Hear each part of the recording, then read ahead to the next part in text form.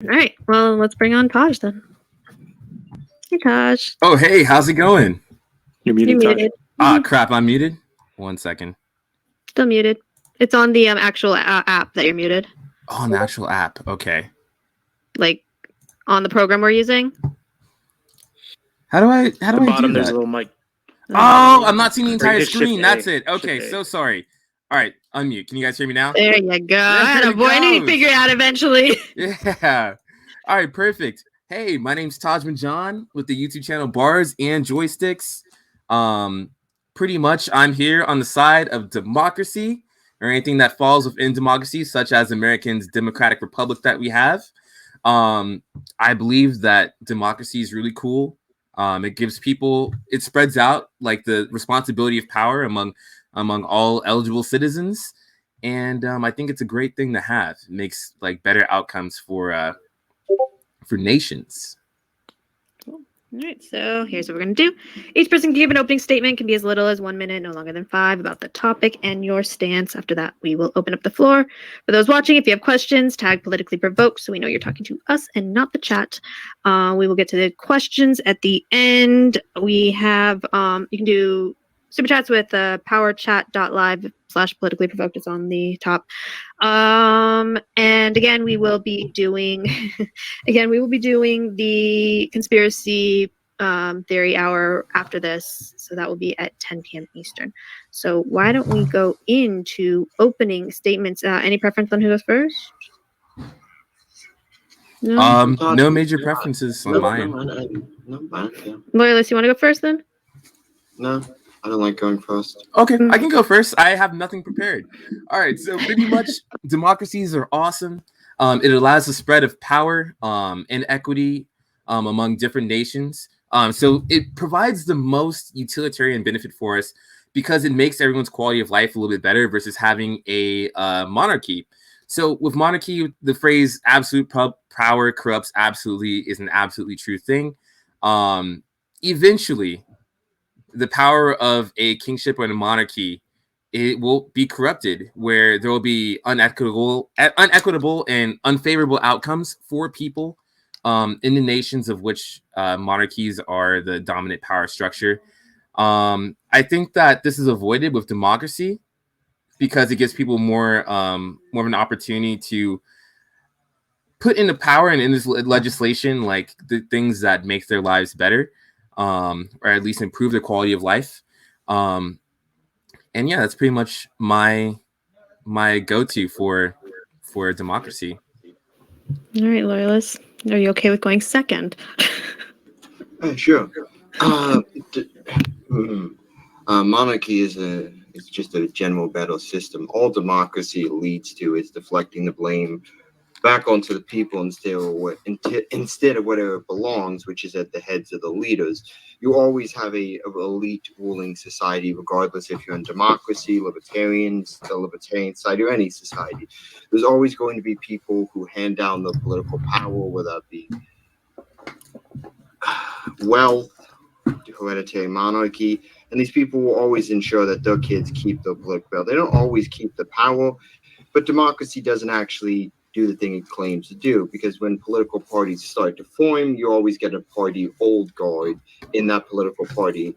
And even if the new guard doesn't intend ever to remove the old guard, the political party, just to replace that old guard, the political party, to gain that power which they old guard had for themselves, and just replace them and take over the existing power structures.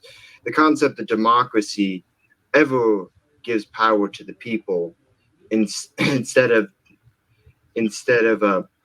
power to a small group of people eventually, because democracy may start out that very simply, but eventually it will just lead to what Robert Michel calls the democratic golden rule of oligarchy. Robert Michel, being a socialist, who wrote a very good book I suggest everyone read. It's actually more of a collection of essays called Political Parties. That's about it. Okay. All right, so we can open up the floor then. Okay, excellent.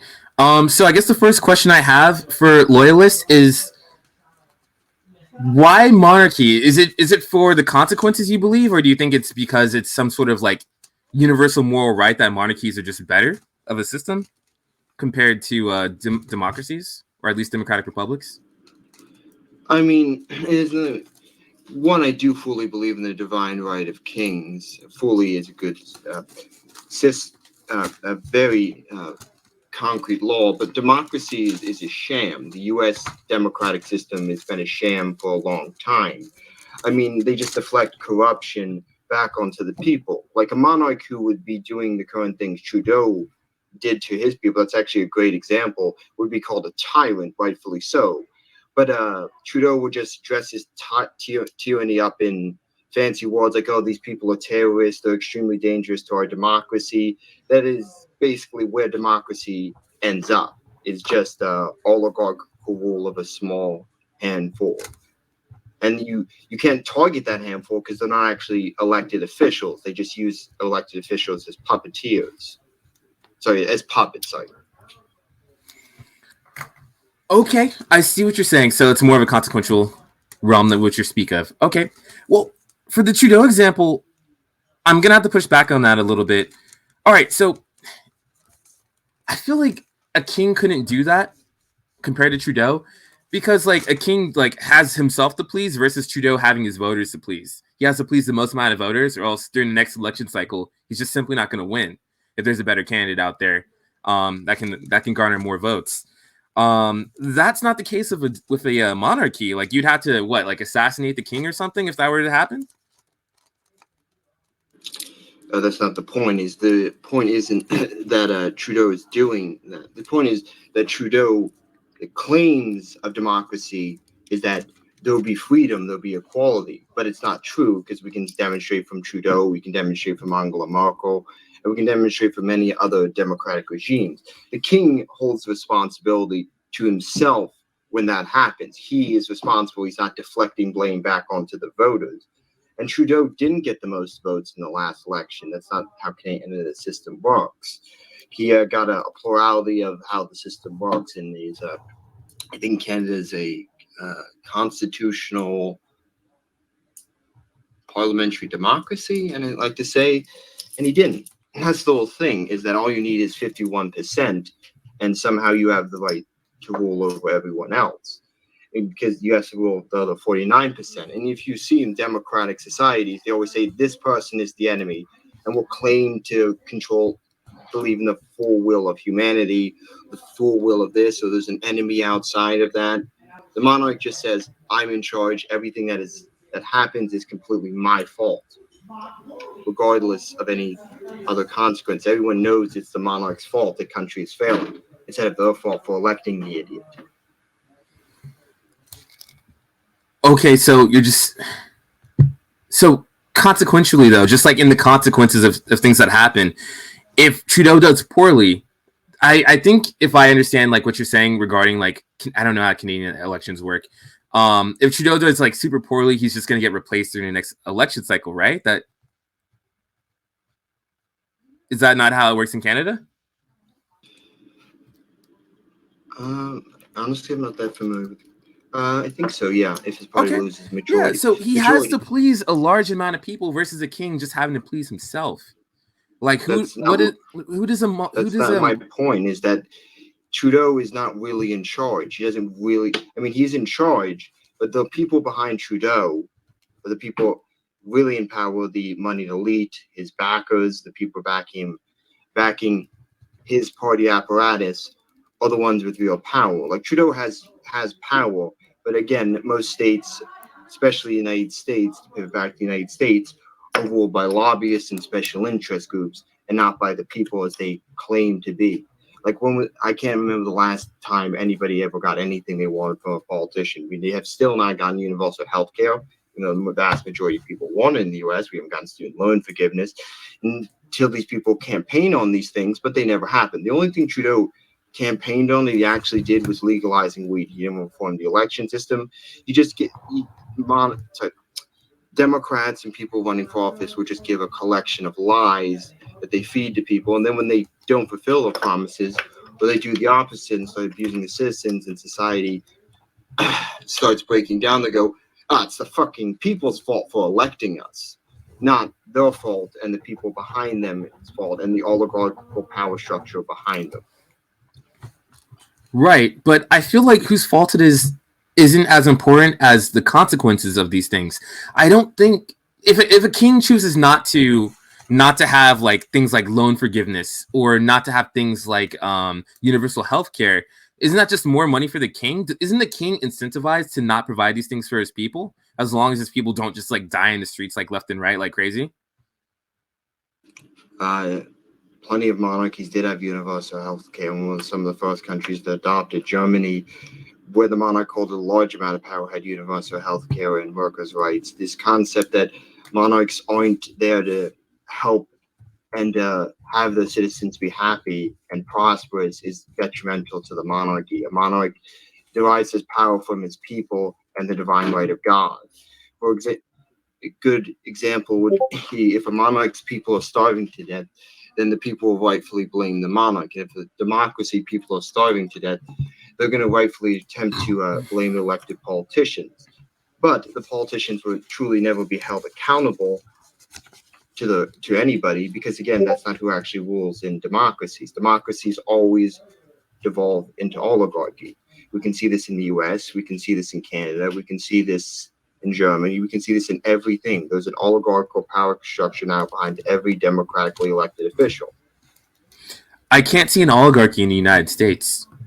Like just even the last two election cycles, like Bernie Sanders was so close to getting the Democratic seat. No, he wasn't. He was extremely close. Yeah. No, he wasn't. He wasn't even close in perspective. And this he was close in his delegate count. His delegate count was super high.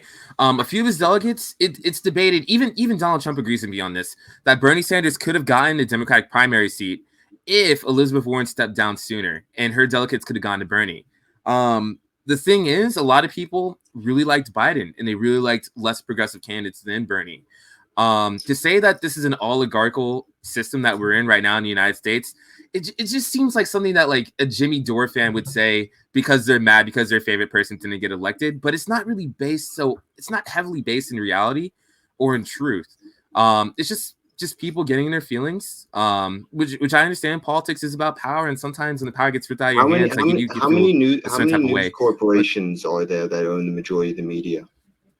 How many news corporations are there that own the majority of the media? 4. 4? Yep.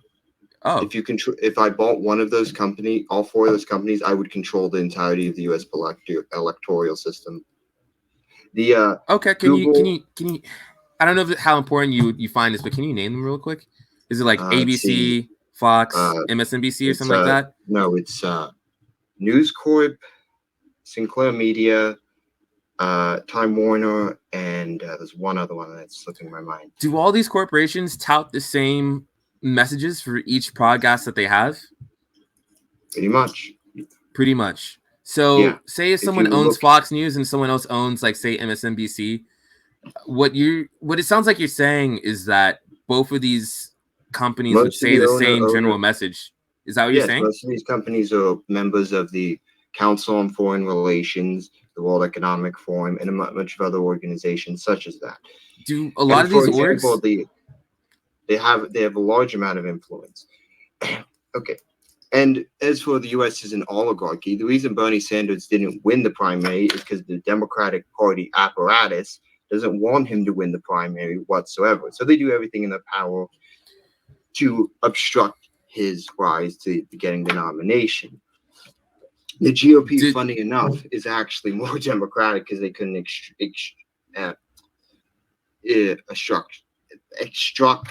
obstruct Trump's rise to the nomination. But ultimately, that shows the point is that even political parties eventually lead to oligarchy. There's an oligarchical structure within the Democratic Party. You have your old guard Democrats who will never relinquish power to the progressives whatsoever.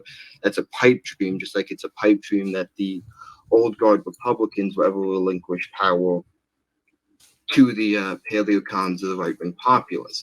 And even if they wanted to do that, they don't want that because they will claim to have the mandate of people that we support the majority of people agree with us. Well, the majority of people in the U.S. are center left to center right. That's right. So a good reason why Bernie did not I'm leave, did not well, win. Sorry. And that's the whole thing, is that all of these people are just seeking to gain these levers of powers for themselves, so they have the political power, not because they'll claim to have the mandate of the people, which is bullshit. These people do have the mandate. That's part of the problem, is that they have the mandate of the people. Okay, and that's just kind of one of the growing pains of things like democracy. What's the voter turnout rate in the U.S.? Voter turnout rate? Pretty low, I think. Like 60% of adults vote, if I'm not mistaken. So that's the mandate of the people? Yeah, people can choose to vote. People can choose to throw their votes away. People can choose to not vote. So if I don't vote for someone, and I say I don't like the candidate, I don't like any candidate, and how the U.S. system works is I have to run an election and to get ballot access, I have to get a certain amount of signatures. I think it's 1,000 per state. That costs an extremely large amount of money. There you go. You just put a barrier to entry to getting democracy. This is the so-called system that supports every right of the person. Several states actually have this example. In Germany, it is illegal to be a national socialist. You can say a lot of things about national socialism, but if you're claiming that democracy is the will of the people have a right to choose a national socialist as their leader. That's fucking fair. In Italy, for example, it's also illegal to have a fascist party. The same in Japan. These are so-called some of the leaders of the free world. Same thing is true in a lot of countries have laws on Holocaust scenario in Europe. A lot of countries have that. Is that free? These things are part of democracy. Democracy is saying. But how would a monarchy let people have, like, how would this be impossible under a monarchy? Like, all these things can happen easier under. Oh, what the fuck? A lot of things can happen easier under a monarchy. Did my line just get cut? Can you guys hear me? Jesus Christ. Jesus. Okay. Sorry. Legitimacy. Whoopsie daisy. There it is. Daisy whoopsie. What the hell happened? I don't know. Like, if you're dealing with Taji, you're dealing with technical difficulties, all right? That's just how things go. All my money goes into snazzy hats like this. Oh. Yeah, I should probably get better about that. All right, I'm so glad. Thanks for having me back, guys. Yeah. So what I was saying, with a monarchy, these things are still possible. What prevents a king from being like, all right, you guys can't talk about conservatism or national socialism or anarchy or anything like that? Like, a king could do that. What stops a king from censoring free speech to benefit the king's interests?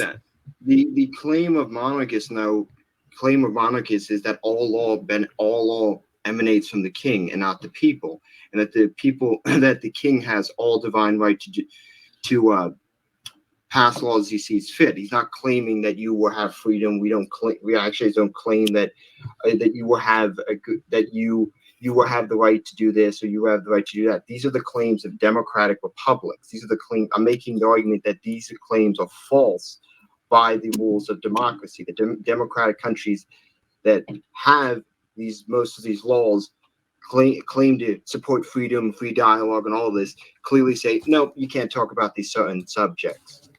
That's the claim of democratic republics, that you will have the right to say this.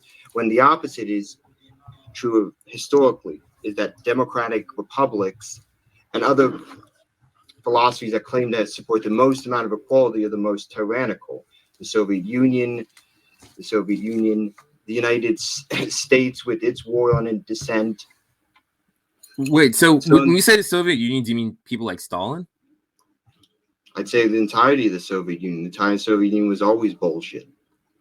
Yeah, okay, so to my understanding, Stalin wasn't a leader that wanted things like democracy. That's not my point. My point is this is the overall claim of people who claim to support this great equilibrium. We always claim. Okay. So it sounds like your issue now is with people that claim these things but don't really walk the walk.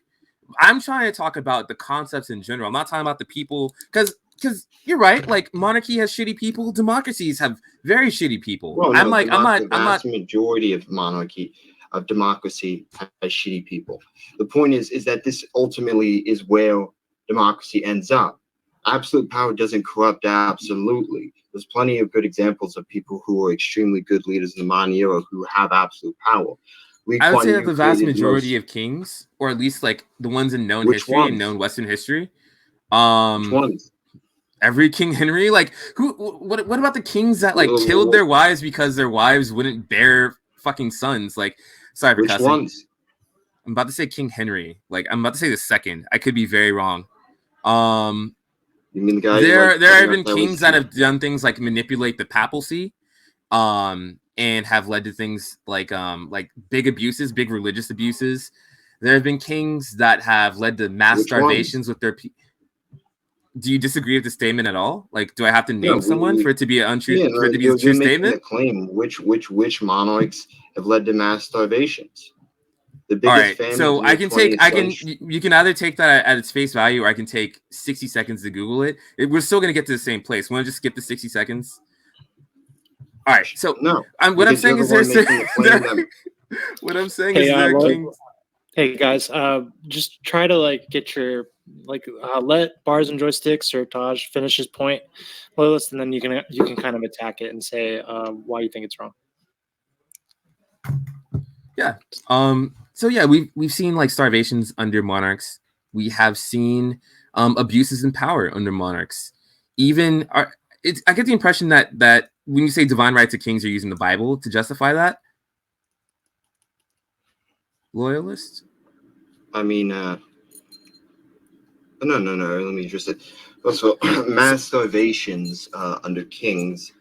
There has been a few. There absolutely has been a few, but none of them were intentional, i.e., or through a lack of strategic planning.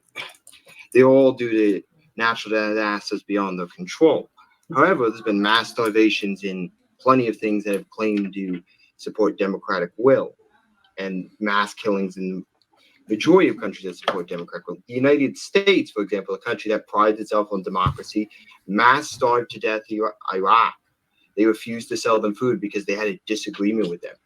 A monarch would simply say, "I'm not selling them food because I want to weaken." But that was in the voters. But that was the elected officials believed would be in their voters' best interest. So it's okay to starve people to death as long as because you think you have a disagreement with them over policy. No, I don't think it's okay. I don't think it's okay. Well, but I will say that under democracy, there's still better outcomes. There's still less brutality that you would see in a kingship. Even the Bible, which I think you were using as a source earlier when you said divine rights of kings, even the Bible points out abuses that kings make. Like I think I've seen more abusive kings in the Bible versus benevolent kings in the Bible.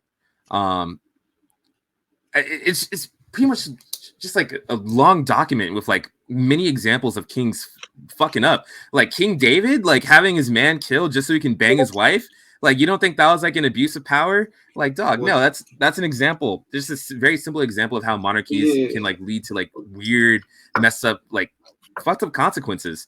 And that, I'm not saying that democracies are going to be like big super utopias, right? I'm not saying that at all. I am saying that the will of the people is less likely to corrupt.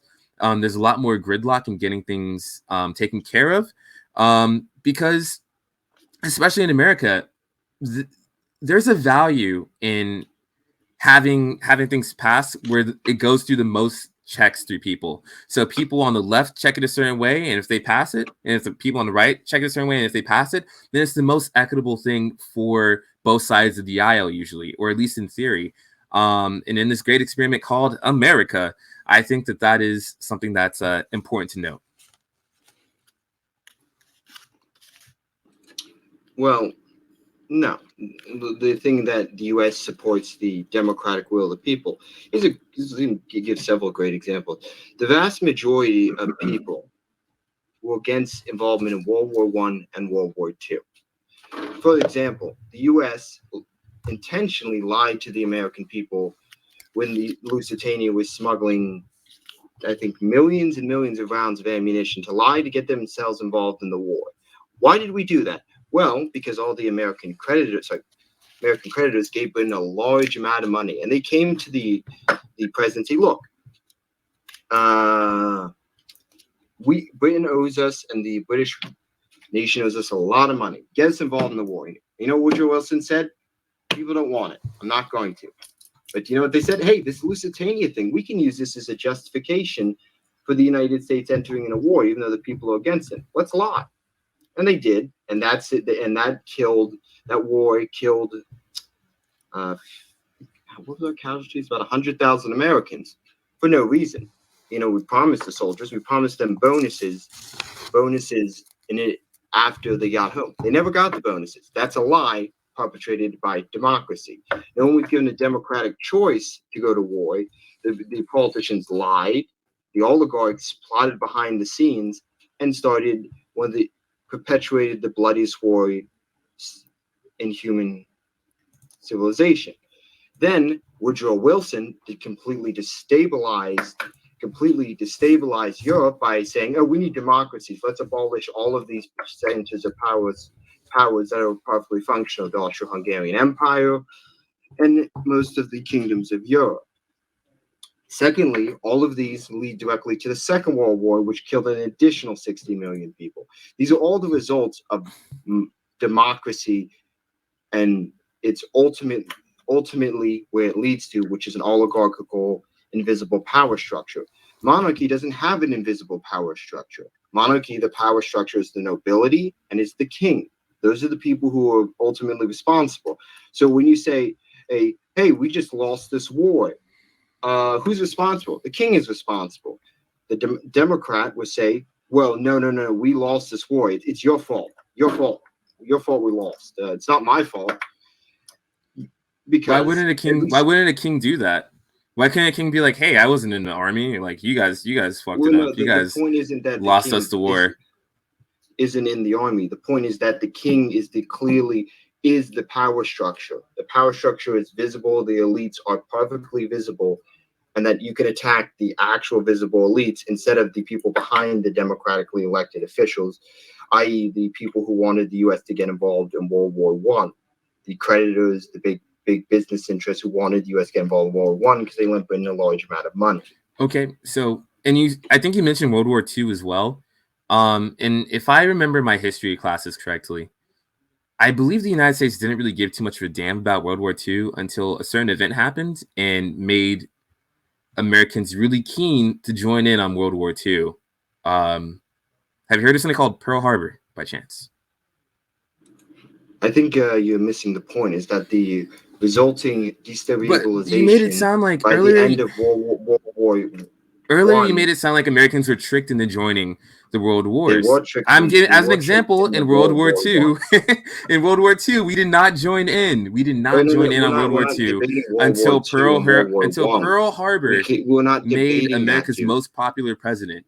FDR had 4 terms. He's a 4-term president. He didn't complete the 4th one because he kind of died. But he got elected the most times as president. And the reason is because he fulfilled the will of the people. I don't understand how you use World War II as an example. That seems like it's like blatantly false. Another thing you brought up was that like if a country went to war and then like the country lost the war and the country had a monarch as a leader, and then the people would be like, we clearly know it's the king who did this, that messed up and brought us to war. What are they going to do about it? Can they vote the king out? Can they vote out the king's men when it comes time to voting? Is there even a voting time? No, there's not. The king's like, fuck them. All right, I'll see you till I die. Like that's pretty much it. That's what it sounds like it will be. No, because a bad king will lose his throne, and a bad king how will they lose their throne? How will a king lose his throne? Because the people will eventually realize he's incompetent, and they would revolt against him. And the United States, and as the point I'm trying to make, and I know it kind of went over your head, is that the U.S. direct result of what we did after World War I led to World War II, and the United States. FDR was a terrible president, a god-awful president.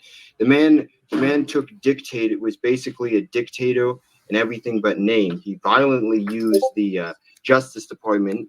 I mean, if you look into people like James Coughlin, who he didn't, this was in 1933. We won at war with Germany until 1941. Or actually Germany. well, 1939, but sorry, 1941. Sorry, I'm always getting dates. It's all good. But James Coughlin had all of his radio broadcasts shut down by FDR in this democratically elected country because he said he was against FDR. He didn't like the guy. He said he was a bad president, and this was a democratic. Well, what FDR was a dictator. He used every aspect of the political machine and all powers invested in him, just violently, well, he didn't enter the level of violence, but he almost got up to the level of violently suppressing political opposition to the war. Same thing actually happened in World War I. People were being attacked, assaulted, and declared agents of an enemy government if they were protesting against the war. These are both democratic countries, democratic countries supposedly, but they're doing these things to its citizenry. They're supposed to have their rights protected. The thing when I say a bad monarch will be overthrown is simple as this: a bad has power and through the nobility and the aristocratic class who will say, this guy's screwing up, I'm going to remove him. In democracy, the people aren't actually voting for the actual power structure. Democracies may start out without this power structure, but even the earliest Americans viewed themselves, if they came from the Mayflower, as a higher class of citizen than the people who did not. And this is always the case in all democratic societies. Is that right? And a monarchy cannot prevent that. A monarchy, I fail to see how a monarchy can prevent that. So once again, FDR was elected the most times out of any president in U.S. history. He violently suppressed all political opposition. And a monarch can do that tenfold, right? Look, under this democracy, under this democratic republic, we have freedom of speech, freedom of religion, all these things. A monarch, that's not a guarantee. A monarch can change the rules like boom, like that. You can have something like North Korea, where things just get censored all the time, where people get put into camps for disagreeing with the monarch. No, that doesn't seem like it's like a very pleasant, equitable thing with like good consequences. So once again, just to draw you back to this one point, because I think we kind of missed what we were talking about for a second. So if the monarch was so unpopular, and he knew he was unpopular, and he didn't give a damn because he didn't have to give a damn. He's a friggin' monarch, right? Like, do we have to wait as citizens of a monarchical government for that monarch to change their mind, have a change of heart, a come into Jesus moment, or till they die of old age or something, like to have like a change in bad policies? Well, Gene Bowden lays this out very clearly, is that you have a right to overthrow a tyrannical monarch, but you should not throw around the word tyrant lightly. Also, a bad monarch who is preceded by a good monarch, like the roots of a tree, like a very good royal family has good roots. If they have good roots, they probably won't overthrow his son, even if he has a few screw-ups. But you still have every right to overthrow a monarch. You also have every right to address your grievances directly to the king and petition the king. A bad monarch is a tyrant. There's a reason the term tyrant exists. And as for democracy, you will never overthrow bad policy in democracy. You can overthrow a bad policy. Oh, you can. What? Had the exact same. All right, I'll give you an example of bad policy. I'll give you an example of bad policy being overthrown. All right. So over the past 20 years, we've had things like we've had gay marriage legalized. That's bad policy. That wasn't legalized through democratic vote. That was legalized through abuses of the Supreme Court. The Supreme Court? All right. So who appoints people onto the Supreme Court? It's the president that people elect. So we, the people, elect the president, who then we trust to reasonably appoint Supreme Court justices. Having gay marriage legalized. What, like 6 years ago, 7 years ago at this point?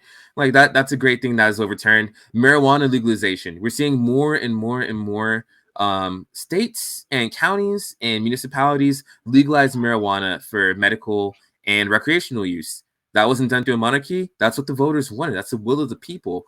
When we had things like no-knock warrants getting banned, I think Rand Paul did that. But why did he do that? Not because he had a change of heart himself, but because he knew that his voter base would like something like that. So actually, all of these things are examples of policies that have been like done and undone due to the will of the people of the time. Well, this isn't some actually, oligarch that's making it happen with a snap of a finger. It's no, you're right. That gay marriage was legalized through what we would call Cryarchy, which would be ruled by judges. I didn't know you were a supporter of Cryarchy as ruled by judges, because the people's democratic will in the profitable referendum was, we don't want gay marriage. The fact of the matter is that that's another reason why the U.S. is falling apart, is because the so-called judges that are appointed aren't impartial. For example, one of Obama's appointee, what's her name? Sotomayor is dumb as shit. She's a perfect example, as in her own words, a child of affirmative action. She should have never been a commissar. But these things make Obama's voters happy. They like Obama at all right. So during 2008, during the 2008 political election, Obama was against gay marriage. I'm not finished. Okay. Let me address all your points. Sorry about that. And the vast majority of people at that time did not want gay marriage to be legalized. So that's abusing those people's democratic will, because the voters of California said, we don't want gay marriage to be legal. Sure. And again, the vast majority of people in the world don't want gay marriage to be legal either. China doesn't have legalized gay marriage, neither does, I don't know if India does. I don't think India does. But forcing, and again, most people don't want it. And then that's a matter of opinion rather than a matter of fact. Some people don't want gay marriage to be illegal. Some people don't want marijuana to be illegal. These are your opinions these are good things, not that these are objectively good things. And when we legalize gay marriage, we are currently seeing the results of gay marriage and all of these great ideas that weren't pushed democratically. These weren't pushed through the legislature. Same thing with Roe v. Wade. These were just abuses of the Supreme Court and abuses of power. I mean, I've read the Constitution, and I'm pretty sure I was taught in history class the separation of powers. I'm pretty sure legislature is directly only allowed to be has to go through the House, the Senate, and then signed by the president. I'm pretty sure the Supreme Court is not allowed to legislate from the branches they've been doing since the Blackmun days. Okay. I see what you're saying. Look, with the gay marriage thing, I'm just gonna say this. All right. So during the 2012 election, Obama at that point was publicly pro-gay marriage. When something got to the Supreme Court, Obama's appointees to the Supreme Court, along with past presidents' appointees to the Supreme Court, voted to instill or at least ban the barring of gay marriage across the entire United States. This is a result of how people voted and how people felt for the people that they voted on. Okay. Obama won. Yeah, it was not the like biggest landslide in the world, but he still beat him. Let me see. Of Romney's, that's still quite a bit of a margin right there as far as the electoral votes go.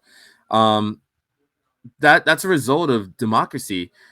Say if there was this one like monarch who, because like you can put any good policy or any bad policy of a monarch, right? What if there's like a monarch that was like, all men have to wear dresses, all men have to take HRT, all men have to fuck 12-year-old boys. What would we the people have to say in against that? We'd have to have some sort of violent. Wait, I missed that part. All men have to what? Have to bang 12-year-olds. All right. Where did that It's like come Ram from? Ranch, toddler edition. Until that happened. What the fuck? No. I'm saying if a monarch said that, like, the only recourse that people would have, the common man that you, I, and everyone here and the viewers we're all commoners in my opinion. The way I see it. Our only course of action would either like bend the knee, kiss the ring, or have some sort of violent revolution that we would not. A lot of us would not see the other end of due to like death or being imprisoned for a super long time and shit like that, or being exiled from the country you live in. I think a much cleaner way to get the will of the people instilled is through voting. Like I don't foresee myself being in a, Lord willing, I don't see myself being in a violent attack because of who I voted for or how I vote or how I you know, just how I talk about the Well, ballot. you know, And that's actually a but good segue because currently the United States government is currently using the FBI, violent and Democrats using violent paramilitary groups like BLM and Antifa to intimidate people. Those all have direct ties to the Democratic Party. One party is now currently using that, and parties before that used that as well. In these so-called democratic systems, a good example is AfD in Germany or Alternative for Deutschland. They're saying they're extremely dangerous to our democracy. Nothing should be extremely dangerous to democracy as long as it's in your wards democratically willed. For example, nothing great example is if tomorrow I was elected and I said, "Oh, I have a simple majority. Blacks have no rights, and only people who voted for me are allowed to vote." Well, that's the democratic will of the people. There's nothing stopping me from doing that.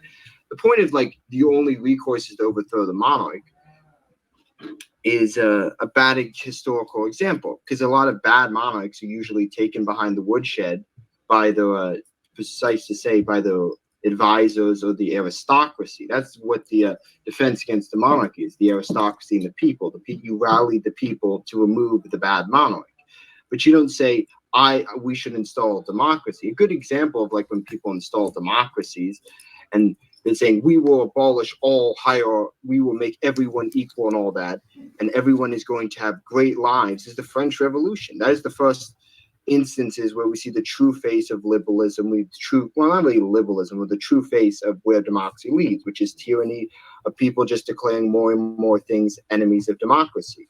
And that's what we're ultimately seeing. People just declaring arbitrary things enemies of democracy. For example, the reactions between the trucker protests and violent BLM riots. These are great examples of things that are and aren't allowed in the so-called democratic free world. It's like people complaining about Putin murdering journalists. People are just financially, you're right, the US is better. Like if you have a contrary opinion to the mainstream opposing gay marriage, transgenderism, you'll just be destroyed on social media. People attempt to ruin your lives. All of these things, by the way, the things Antifa and cancel culture are highly illegal. It's criminal harassment. But when people try to go to the FBI and say, look, I'm being criminally harassed by these people, can you do something about it? Like, they agree with them, so they're not going to do shit.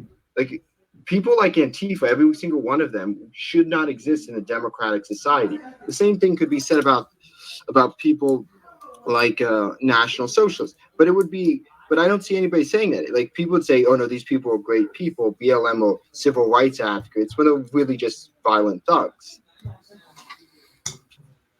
a few things I will say this about BLM and Antifa: those are very wide general terms. When different answers, there's not some like hard strict line of Antifa. Not every person that is Antifa is gonna burn a fucking building. Not every BLM person is gonna burn like a car or things like that. For the vast majority of them are peaceful like citizens. I must have seen someone else in 2020 in those live stream burning buildings down. Oh damn, that was every member of BLM and Antifa. Was that even 5% of people in BLM? Yes, that's the vast 5% of Antifa members. The BLM members were endorsing this behavior. If you heard of the thing called the Torch Network, Rose City Antifa, Unicorn Riot, which was on the scenes and all the people traveling from state to state. Is that a band? My point isn't that even that I really care that these people commit violence against political intimidation. My point is that these things should not be allowed to exist in a so-called free democratic society, and that the fact of the matter is that there's double standards in this so-called free and democratic society is the very good proof that democracy just leads to an oligarchical ruling class, and that these are the acceptable opinions, and that if you go outside these acceptable opinions, people will attempt to ruin your lives, even though the things they're doing to ruin your life are 100% illegal. And by the rules of so-called democratic society, you should be entitled in the United States to equal protection under the law, but it clearly is not the case. I think that people have like pretty decent equal protection under the law. So okay, I think the biggest thing with you is that you don't want like a ruling class, right? That's your thing. You don't want a ruling class. No. My point isn't that I don't want a ruling class.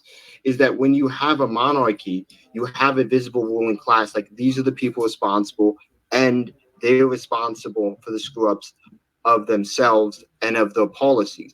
In You're right. America, And if there's no one that our can hold them to policies are not account, and there's dictated by the people. Our policies are dictated by the shadow, whatever you want to call them, the deep state, the cabal, and oligarchy, special interest groups. You know, you can call them the flying fuck monkeys for all I care. It's the truth of that's how America actually functions. It doesn't function as a democracy. It doesn't function as a functioning republic. It functions as an oligarchy. It's no different than Russia. It just has more money. okay. So once again, there's still checks and balances with democracies and democratic republics as compared to a monarchy. The check that we have as voters is we can outvote people.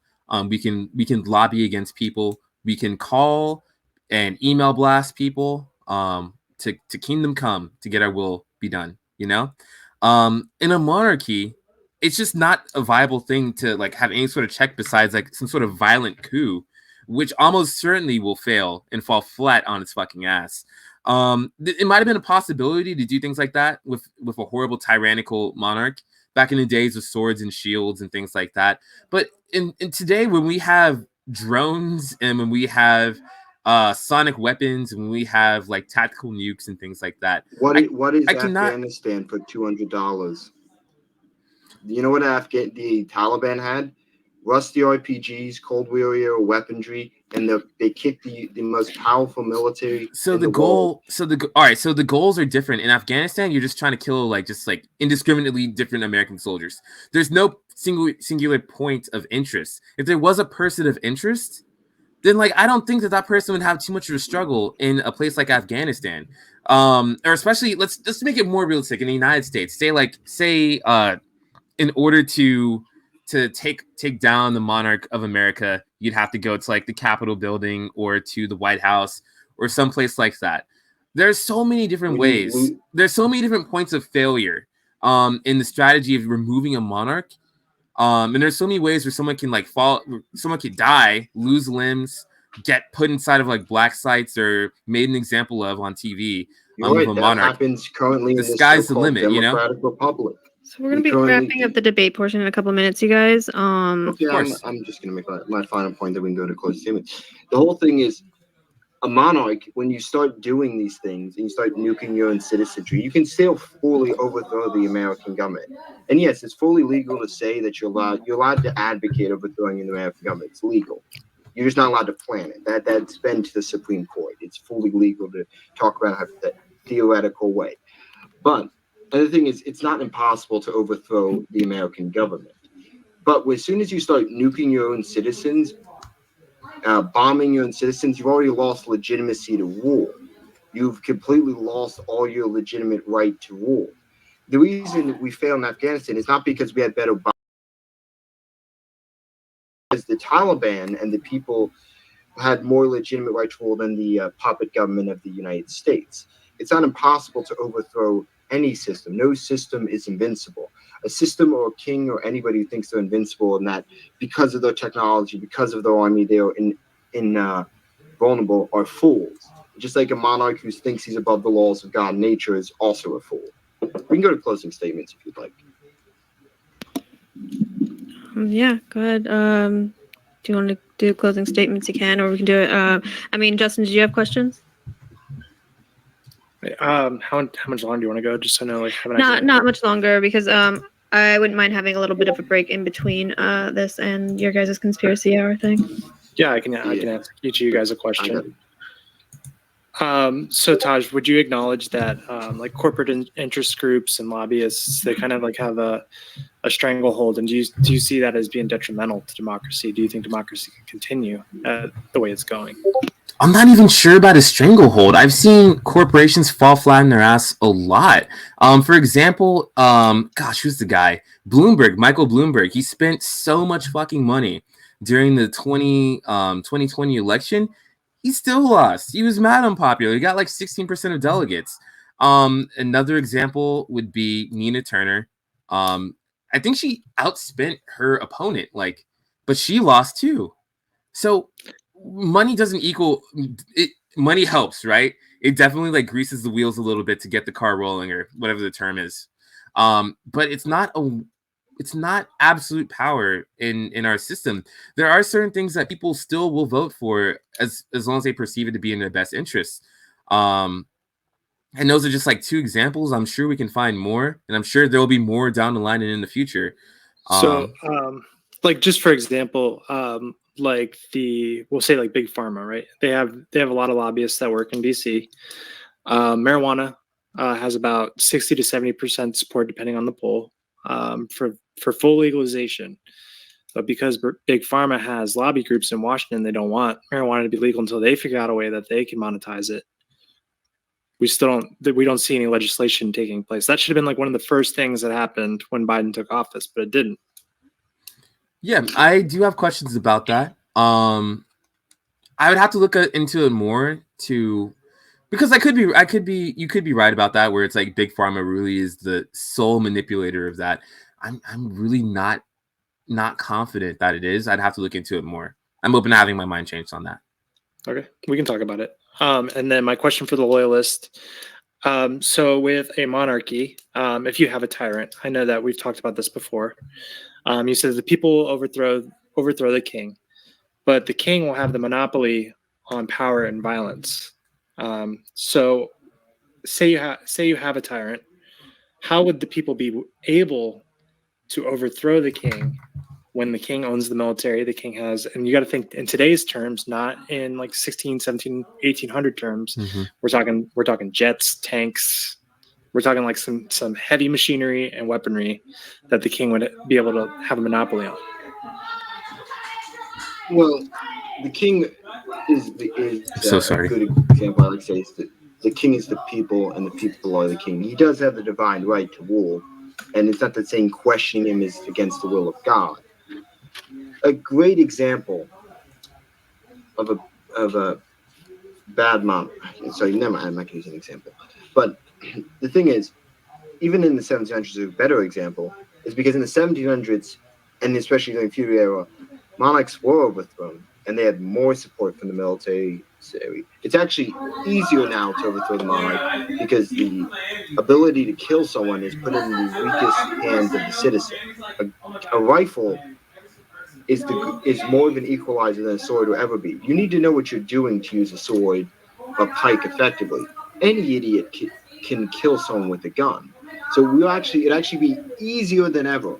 And with bombs, planes, and drones and all that, as soon as you do that, you're gonna have more people angry at you because you've just killed people because they oppose your policies. You lose your legitimacy and your right to rule because you are being a tyrant. I mean, there's always been examples of kings who've been called the scourge of tyrants or the destroyer of tyrants. Like, no one has ever called a Democrat the scourge of anything besides corruption. I mean, that's the great example, is that the gun is the great equalizer, and technology actually makes it easier to destroy a tyrant and then not harder to destroy a tyrant. But what if bombing your own city? What if the aristocracy is behind him and they all agree with what he's doing, but the public at large hates the king? Say he's hoarding all the food, and but he's making sure all the people that are close to him, they're all fed, so they don't care. So how would you? What would be like the kind of like the checks and balances to make sure that doesn't happen, other than the aristocracy? That's a good. It's kind of a really loaded question because the aristocracy is never fully behind the king. Rarely is the aristocracy always there's always conflicts in the aristocracy. I mean, there's been a large amount of examples of the kings being overthrown, or the aristocracy siding with the foreign power and kidnapping and wrangling the aristocracy. But it's a really good question.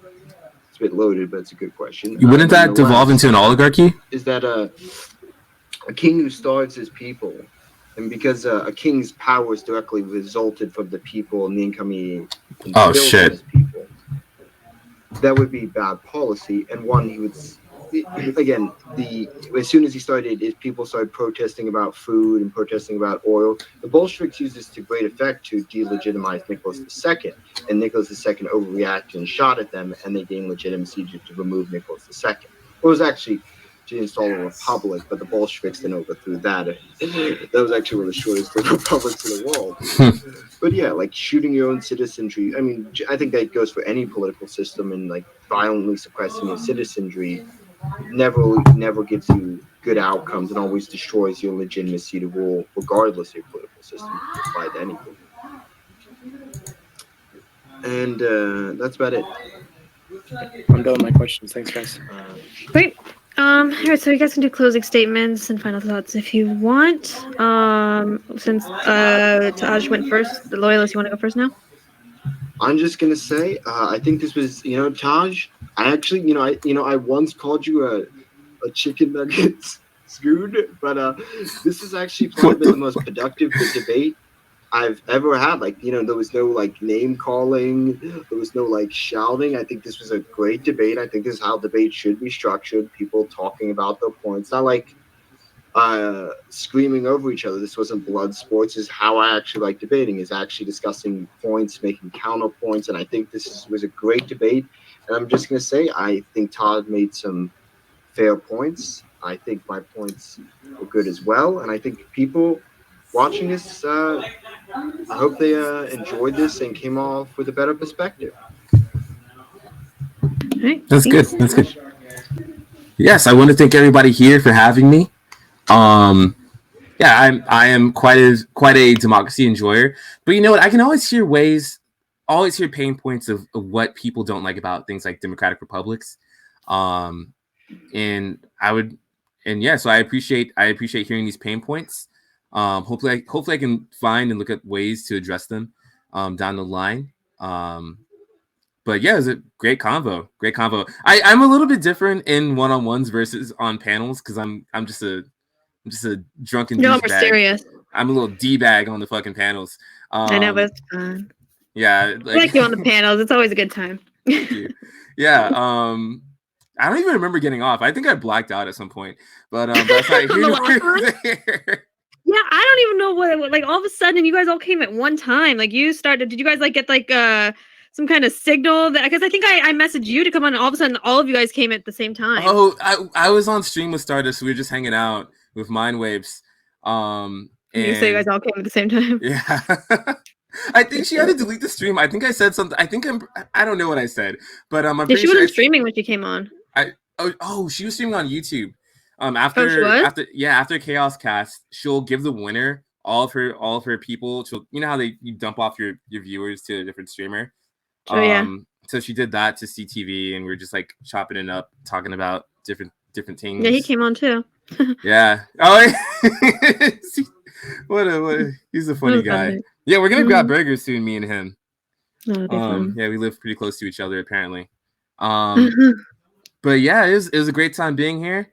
I'm back, baby. I was depressed after CPAC, but I'm back on Showtime now. All right, it's a big show. Okay, well, thank you, Loyalist. Thank you, Brittany. Thank you, Justin. Yeah, we'll be back in like a half an hour for Justin and Todd's conspiracy hour. They'll be talking about pedogate and symbolism or something. So we'll be doing that at 10 p.m. Eastern. Other than that, thank you guys for coming on. There's no questions. So. Yeah, it wasn't a lot. So all right, we're gonna do the outro. Guy these days. I'm not very popular. Shh. See you guys. There's like 2 people on my stream. Oh, what I do? Oh, no, I'm not even stupid. You're killing me. What did I do? was doing the outro, and they're gonna hear you guys all through it. Oh, sorry. That's all right. All right. So, I want to see what this button does. Brittany, just cool. Look at this. Wait, I don't hear it. What'd you do? I don't know why isn't it doing it. Let's say rape. Wait, why is it so quiet though? Hold on. But are you discovering like the soundboard? But it's on this thingy. Why is it so quiet though? What are you talking about? Yeah, I can hear it. I think it's just quiet on your end because you have the mic. I don't hear anything. I hear it.